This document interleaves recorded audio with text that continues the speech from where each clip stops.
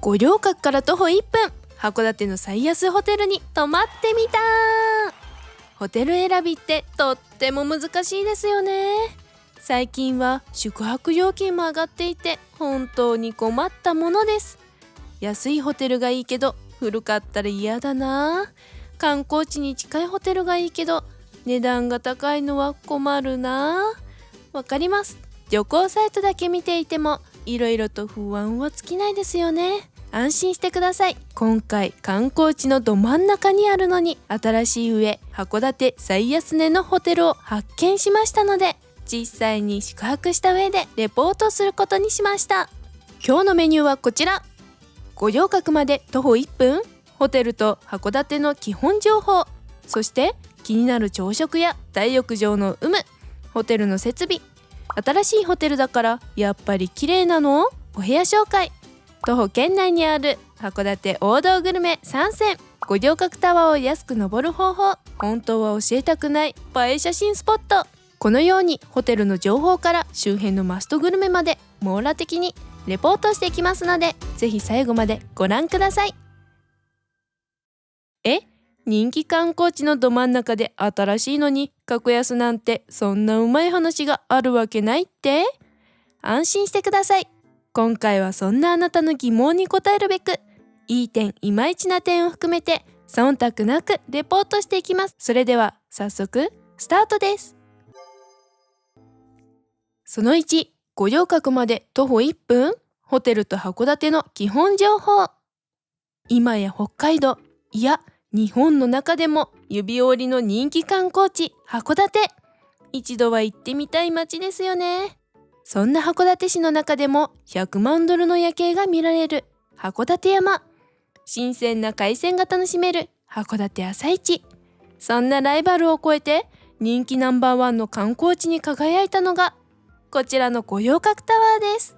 このタワーに登って美しい五稜郭の景色を見るのが函館観光の大定番なのです。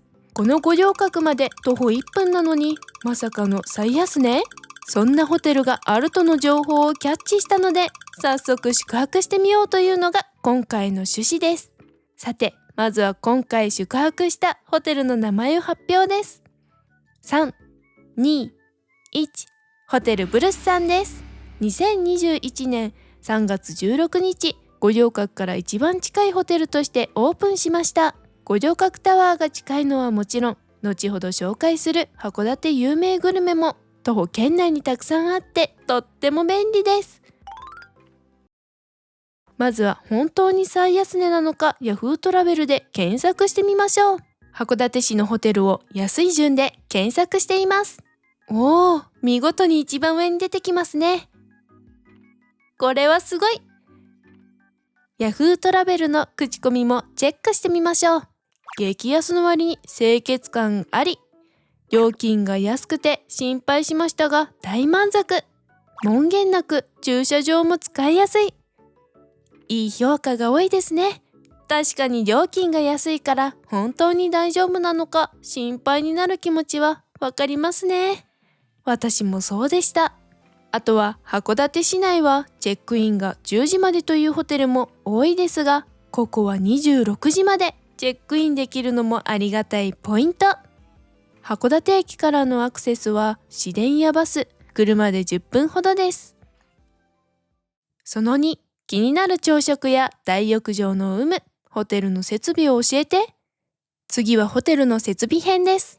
わかりやすくいい点と人によっては注意が必要な点を分けてレポートです。ここがグッド。道産食材 100% の函館ブレックファーストや出し入れ自由な駐車場が魅力的。確かにこの日は函館名物カールレイモンのソーセージ、函館牛乳、北海道産小麦を使用したトーストなどがありました。せっかく函館に来ているので北海道を感じるご飯をいただけるのはとっても良いところですね。朝食付きプランもありますが、朝食なしプランでもプラス940円を払えば朝ごはんをいただくことができますよ。ホームページでは駐車場を押しているようですが、こちらもチェックしてみましょう。おお、本当に駐車場が広い。そしてたくさんありますね。街中のホテルなのに駐車場が広くて使いやすい。さらに出し入れ自由なのは結構大きなポイントです。駐車場からすぐ五稜郭タワーが見えるのもワクワクポイントです。さらに目立った設備としては最上階の10階にコインランドリーがあります。新しいタイプのドラム式の洗濯機、洗濯乾燥、洗剤付きで600円です。これは便利ですね。中には全く掃除をしていない古い洗濯機が置いてあるホテルもありますからね。連泊にも便利なホテルです。私ももちろん選択しましたよ。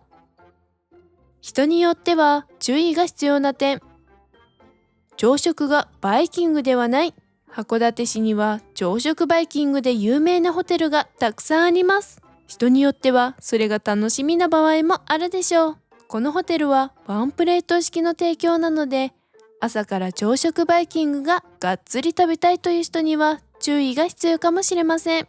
ちなみにこのチャンネルでは朝食人気3大ホテルの比較動画も出しています。再生数5万を超えるご好評をいただいていますので、気になる方はこの動画を見終わった後にぜひご覧ください。このホテルの気になる点その2。大浴場がない。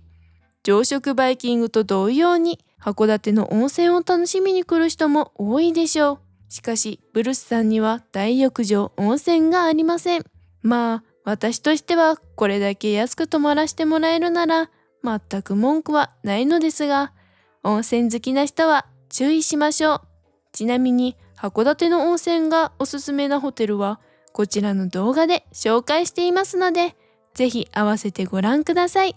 10万回再生を超えるご好評をいただいていますよ。その3、新しいホテルだからやっぱり綺麗？お部屋紹介。こちらもわかりやすくいい点と人によっては注意が必要な点に分けてレポートです。ここがグッド。今回はダブルルームに宿泊。おっと、まずお部屋の前に廊下から見える五稜郭タワーも綺麗ですね。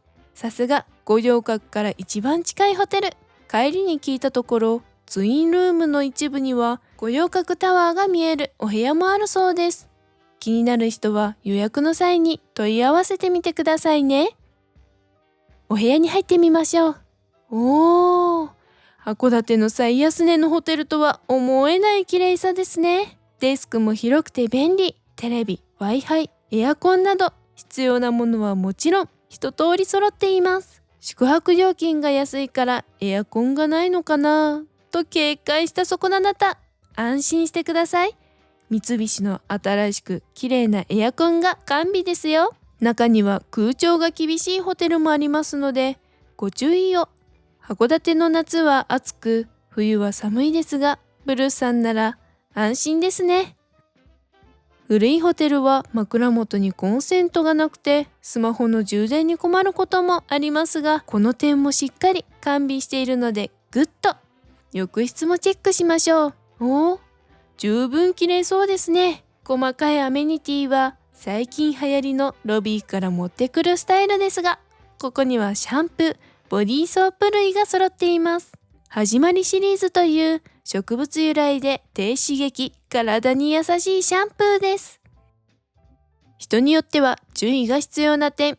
2021年にオープンしたホテルとの記載でしたが、よくよく調べると、ここは純粋な新築ではなく、もともとあったリッチホテルという宿泊施設をリブランドして開業したようです。そのためか、一部は昔のまま残っているようで、新しいホテルと期待した割には少し年季を感じる部分もありました。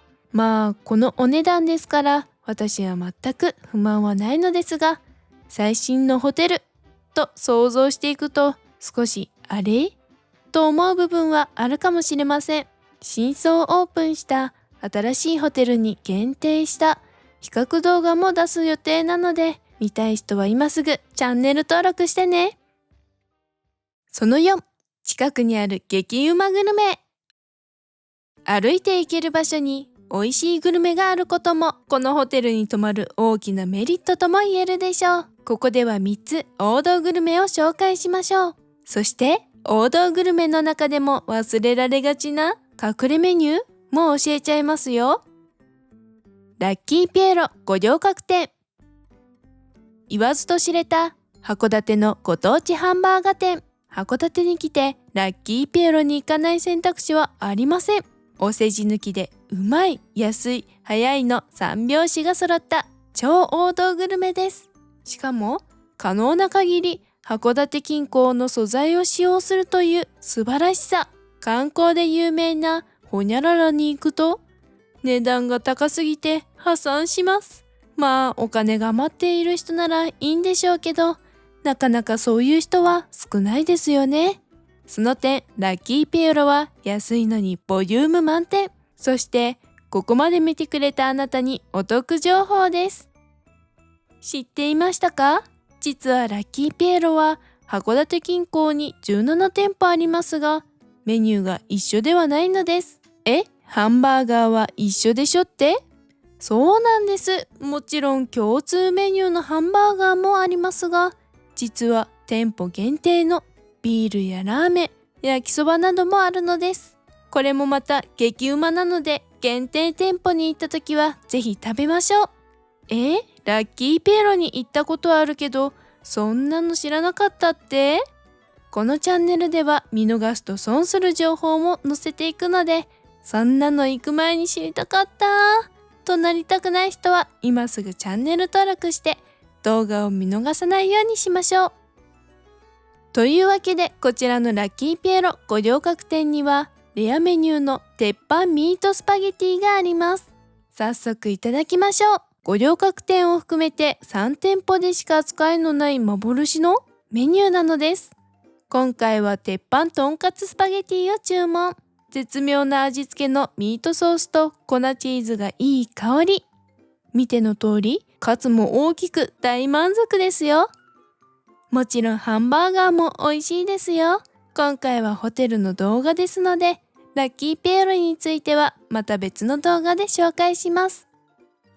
あじさい本店。函館塩ラーメンの代表格あじさい。函館塩ラーメンの特徴である透き通ったスープ、あっさりしていながら深みも感じられるあじさい塩ラーメンが大人気です。創業90年を誇る函館市民に愛される老舗です。